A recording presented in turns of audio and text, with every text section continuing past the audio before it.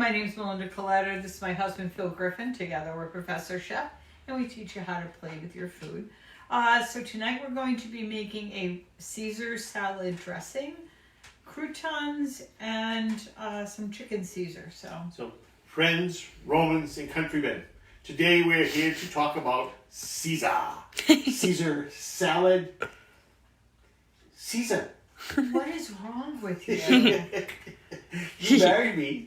You tricked me. Teach these people how Do you to know cook. what Caesar means? He's the imperial emperor of Rome. That's your people.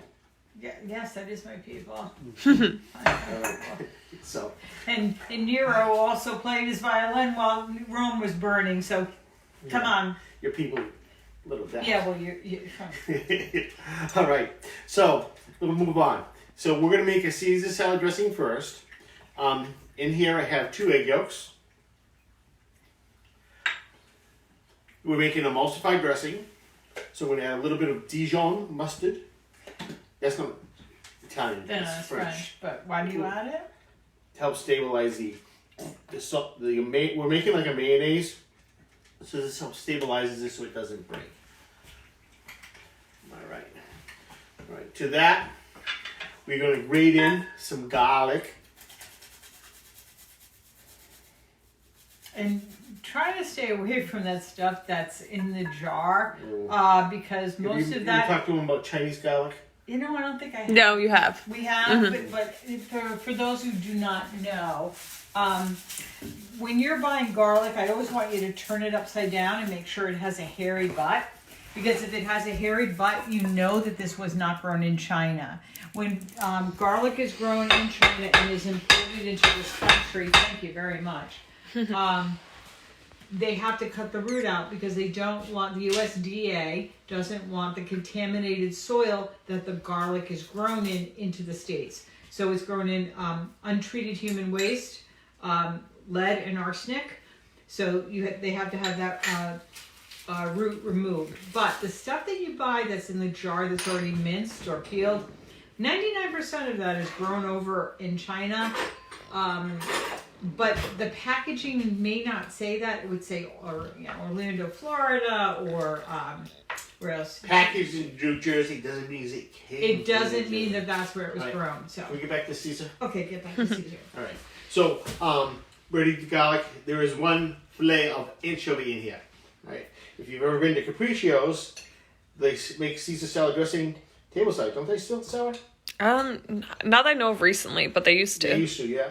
So what I'm doing is I'm mashing in the anchovy to make a paste.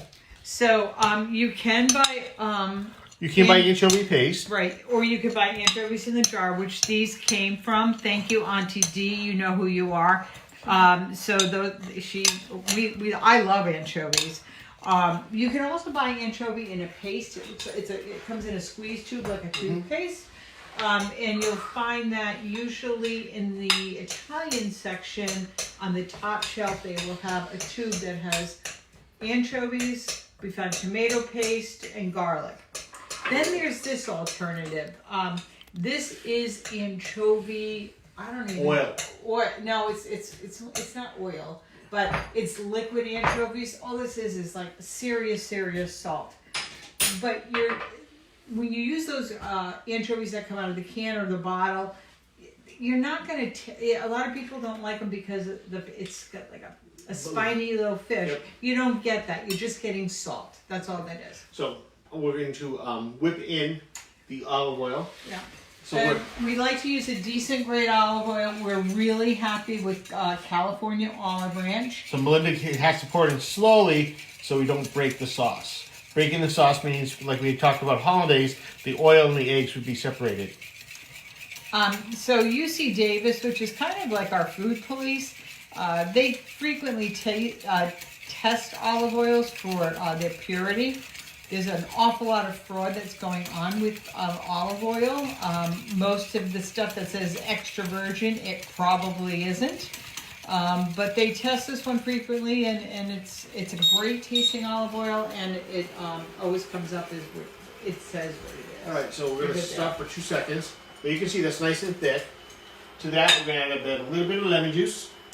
Of course, fresh is always best with a real lemon, but we don't have any right now, so we're using a not from concentrate Italian lemon juice, which is wonderful. We do like this, but this is like for emergencies only. And add some Parmesan cheese. Always grate your own Parmesan, or at least go to the deli counter where they've done it.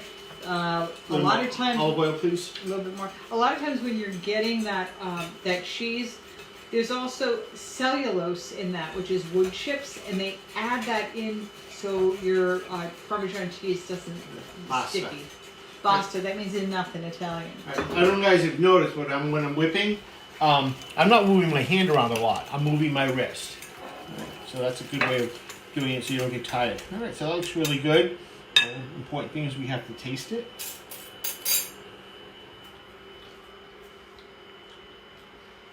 Good. Just needs a pinch of salt. Just a little bit more lemon. And a little bit of pepper. So when you're taking a class with us physically, Phil will have you taste it like that. And people go, oh yeah, it's good. It's pretty good. This doesn't need as much salt because of the anchovy and the Parmesan cheese. But when you add salt, it brightens up the flavors. So, and we usually don't add salt or pepper till the very, very end of the dish. Oh, I had to clean it up for you over here.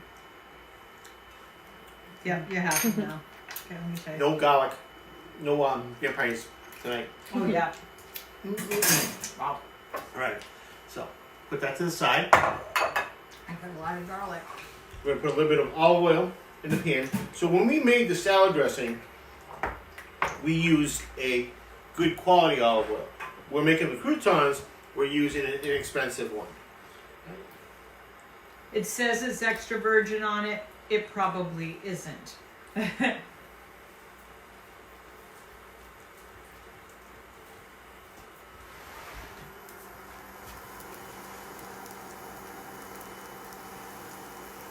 You don't have to do this, but it makes it taste so much better. Yeah, so anyway, we're gonna let those kind of crisp up. Can you bring over the cheese crisp, please, Yes. my love? So this is kind of an interesting thing.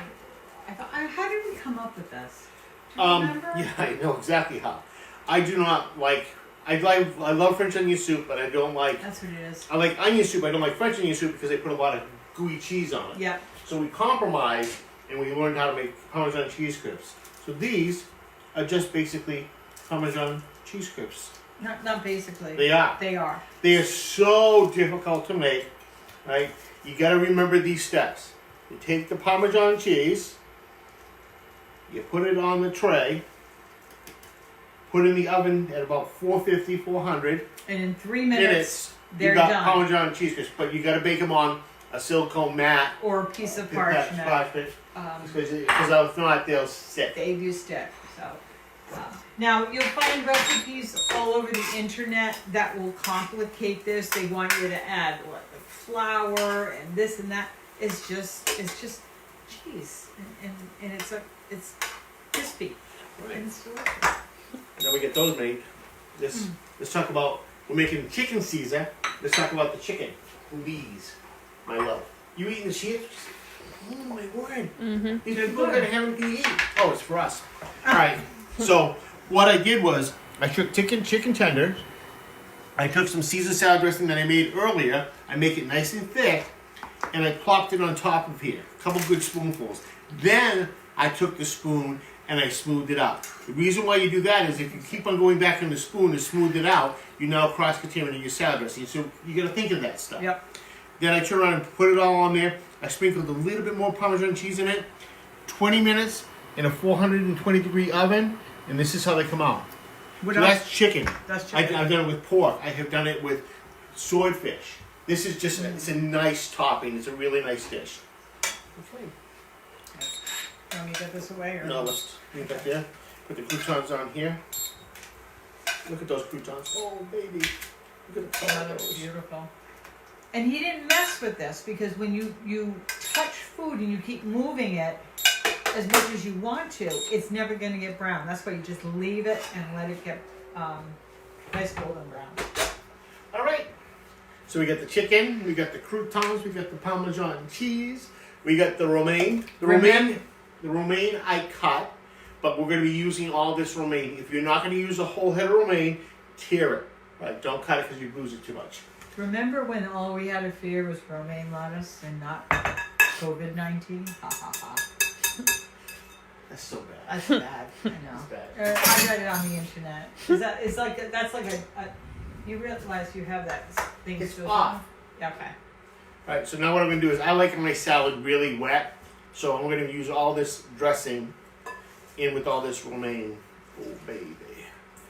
All right, we rinsed it all off, washed it. Then I just take the romaine And dried toss it.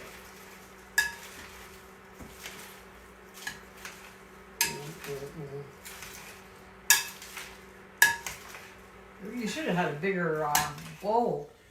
No, that's a big bowl. That's the biggest bowl we got. Last bowl we got. Yeah, we have one there. And I got it. I got one leaf out. All right.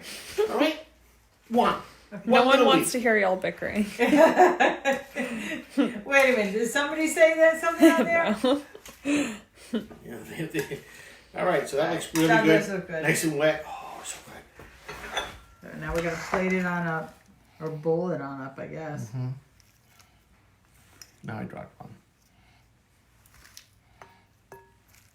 Yay, team. Okay, that looks good so far. Sarah doesn't get to eat tonight, right? Because there's only 2 bowls. No, I'm eating out of that bowl. And we forgot to mention last night that our camera girl had her 23rd birthday. Happy birthday, Sarah. Thanks, In guys. quarantine. I still had fun. We had a, what did we have? Dance party. Car dance party. Yeah. Everybody was 6 feet apart.